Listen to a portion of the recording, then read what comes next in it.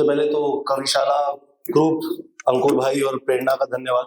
जैसा प्रेरणा ने कहा, मेरा कई सालों से पोएट्री का साथ मैंने छोड़ दिया था, पर खुशनसीबी की बात है कि पोएट्री ने मेरा साथ कभी नहीं छोड़ा। तो ना अच्छी कहूंगा ना बुरी कहूंगा, शायद कड़वी लगे मगर बात सच्ची कहूंगा। तो और अगर कोई बात अच्छी लग जाए तो अपने तक मत रखिएगा, तालियों से मुझे इत्तला जरूर कर दीजिएगा। हेलो। उससे दो फायदे होंगे, एक तो मुझे लगेगा कि मैं बहुत अच्छा पढ़ रहा हूं, और दूसरा ताली बजाने से आपको भी गर्मी लगने लगेगी, थोड़ी सी सर्दी की कमी होगी। तो छोटी सी 4 लाइनों से शुरुआत करता हूं, उसके बाद अपनी कविता की तरफ बढ़ूंगा। मैं सोच के तो कुछ और पढ़ने के लिए आया था, पर प्रताप जी की मलाला यूसुफजई के बारे में बातें सुनकर मैंने कहा पहले कुछ और जरूर पढ़ूंगा। तो 4 लाइनें सुनाता हूं, फिर कविता की ओर बढ़ता हूं। तो यूं कहा है कि अक्सर यूं ही मैं भी कुछ लिख लिया करता हूं, अक्सर यूं ही मैं भी कुछ लिख लिया करता हूं, अपने अनकहे किस्से कागज में सजा उन्हीं में जी लिया करता हूं, अक्सर यूं ही मैं भी कुछ लिख लिया करता हूं। और इसका आखिरी शेर यूं है कि सन्नाटों की आवाजों से है बहरी ये दुनिया, सन्नाटों की आवाजों से है बहरी ये दुनिया, मैं अपनी बेबसी का शोर लिए कागज में ही चीख लिया करता हूं, अक्सर यूं ही मैं भी कुछ लिख लिया करता हूं। तो प्रताप जी ने, कविता मुझे लगता है समाज का आईना है, और लिखने वालों के तौर पर, कवि के तौर पर हमारी जिम्मेदारी बनती है कि ये आईना हम लेके चलते रहें और समाज को जब जरूरत पड़े हम दिखाते रहें। तो उन्होंने सिक्के का एक पहलू बताया था, जैसे कि मलाला के पिता ना डरते हुए भी तालिबान से कैसे उन्होंने जुटे रहे, अपनी बेटी को स्कूल भेजा। उसी का एक दूसरा पहलू उस पर ये लिखी थी, और उम्मीद करता हूं जहां मैं पहुंचाना चाहूंगा वहां आप लोग पहुंच पाएंगे और मुझे इत्तला कीजिएगा। तो इसका शीर्षक है बारात। तो यूं कहा है कि आ जाओ के बाहर बारात आई है, आ जाओ के बाहर बारात आई है, कुछ नाचते अंधों की जमात आई है, आ जाओ के बाहर बारात आई है, कुछ नाचते अंधों की जमात आई है, घोड़े पे बैठा गधा है एक बाहर, बैंड बाजों की टोली भी साथ आई है। तो कहा है कि सामान से किताबें निकाल फेंक दो अब, कि ससुराल में उनकी जरूरत नहीं, सामान से किताबें निकाल फेंक दो अब, ससुराल में उनकी जरूरत नहीं, हाथ में कलम की जगह अब चूल्हा होगा, बचपन तेरा अब बेटी यूं ही धुंधला होगा। और माँ समझा रही है कि बेटी डर मत, माँ समझा रही है कि बेटी डर मत, यही होता है यही रीति रिवाज है, माँ समझा रही है बेटी डर मत, यही होता है यही रीति रिवाज है, अरे लड़की तो बस जिंदा है, उसके ना कोई सपने ना आवाज है। कोई हाथ उठाए, और आपका गौर चाहूंगा अगले कुछ स्टेंजा पर, कि कोई हाथ उठाए तो बेटी सह लेना तू, कोई हाथ उठाए तो सह लेना तू, अपने गम खुद ही से कह लेना तू, अंदर से रोकर भी मुस्कुराते रहना, मुश्किल है मगर जिंदगी में जिंदा रह लेना तू, क्योंकि ससुराल ने बहू नहीं नौकरानी ब्याई है, चल घूंघट ओढ़ ले के बारात आई है। और ये सवाल उबल रहा है मन में कुणाल, ये सवाल उबल रहा है मन में कुणाल, कि अभी तो 16 बरस की भी पूरी न थी, क्यों झोंक दिया इस आग में। ये सवाल मन में उबल रहा है कि अभी तो 16 बरस की भी पूरी न थी, क्यों झोंक दिया इस आग में, क्यों बचपन का गला घोंट दिया आपने, अरे अपनी ही बेटी संग क्यों किया ये बाप ने। कि अभी तो 16 बरस की पूरी भी ना थी, क्यों झोंक दिया इस आग में, क्यों बचपन का गला घोंट दिया आपने, अपनी ही बेटी संग क्यों किया ये बाप ने। मगर बाप की भी मजबूरी थी समझो जरा, मगर बाप की भी मजबूरी थी समझो जरा, शादी बहुत जरूरी थी समझो जरा, बाप की भी मजबूरी थी समझो जरा, शादी बहुत जरूरी थी समझो जरा, अरे उस पर बोझ था जो हटा दिया, बेटी थी सो ब्याह दिया।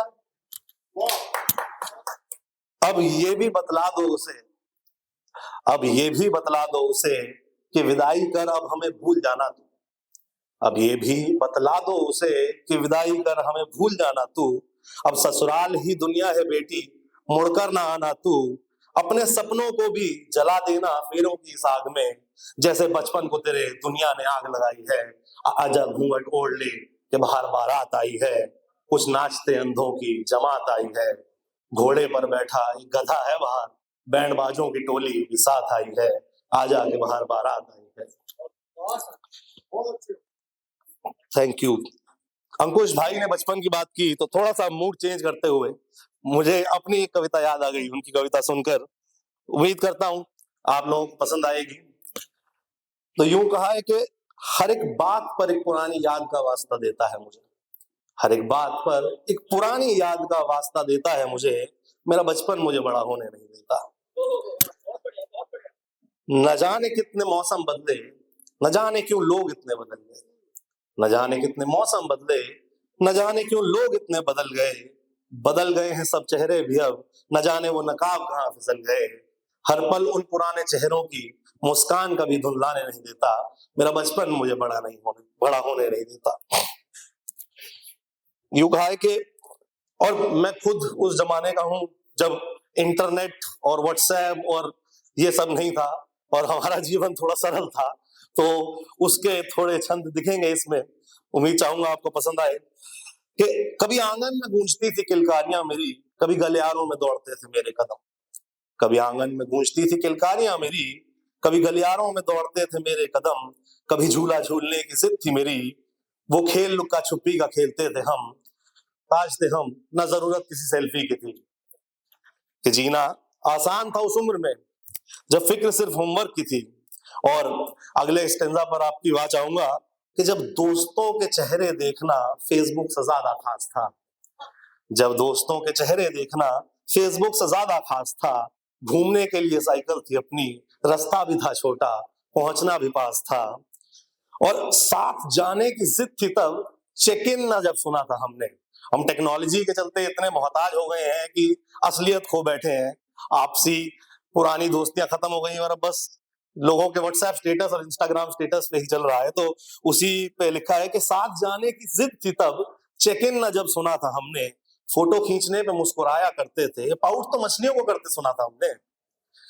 कि पैसे की किल्लत में की जो है, इसका आखिरी स्टेंजा जो है। और एक बात मेरे फादर कहा करते थे कि जब हम नए नए दिल्ली आए, कॉलेज में आए, तो मम्मी उन्हें कहती थी कि तुम बहुत पैसा दे रहे हो, बिगाड़ रहे हो उन्हें। तो वो कहते थे कि ऐश इंसान अपने बाप के पैसे ही भी करता है, अपने पैसे में कोई नहीं कर पाया।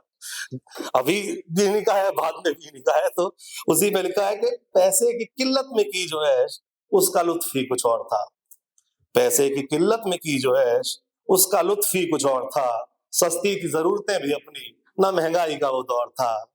इन अनगिनत यादों का एक गुलदस्ता कभी मुरझाने नहीं देता, मेरा बचपन मुझे बड़ा होने नहीं देता, मेरा बचपन मुझे बड़ा होने नहीं देता। एक छोटी सी 4 लाइनें पढ़ता हूं, फिर अपनी जगह लूंगा। मुझे पता है वक्त की कमी है, बट एक बहुत छोटी सी नज्म है, उम्मीद करता हूं आपको पसंद आएगी। इसका नाम है कि कुछ मैंने भी देखा है। कि मैंने लम्हों को पलों, पलों को दिनों, दिनों को सालों में बदलते देखा है। मैंने लम्हों को पलों, पलों को दिनों, दिनों को सालों में बदलते देखा है। मैंने चेहरों को मुस्कुराते, मुस्कुराहट को जुनूं, जुनूं को रंजिश में बदलते देखा है। मैंने लम्हों को पलों, पलों को दिनों, दिनों को सालों में बदलते देखा है। मैंने ख्वाहिशों को उम्मीदों, उम्मीदों को सपनों, सपनों को फिर कांच सा बिखरता देखा है। मैंने ख्वाहिशों को उम्मीदों, उम्मीदों को सपनों, सपनों को फिर कांच सा बिखरते देखा है। और मैंने मंजिल को राहों, राहों को पड़ावों, पड़ावों को दूरी में बदलते देखा है। इसका आखिरी शेर पढ़ना चाहूंगा, फिर अपनी जगह लूंगा। उम्मीद करता हूं आप लोगों को पसंद आएगा। कि मैंने हालातों को बिगड़ते देखा है, मैंने हालातों को बिगड़ते देखा है। मैंने हालातों के बिगड़ते अपनों को गैरों में, गैरों के चेहरों से नकाबों को फिसलते देखा है। मैं लम्हों को पलों, पलों को दिनों, दिनों को सालों में बदलते देखा है। एक बार फिर से अंकुर भाई, प्रेरणा और पूरी टीम का धन्यवाद। उम्मीद है आप लोगों ने जो मेरा साथ दोबारा छूटी हुई पोएट्री से जोड़ा है, आगे भी कई बार मिलना होता रहेगा। और आप सभी का धन्यवाद जो इतनी ठंड में भी बैठकर सुन रहे हैं। Thank you.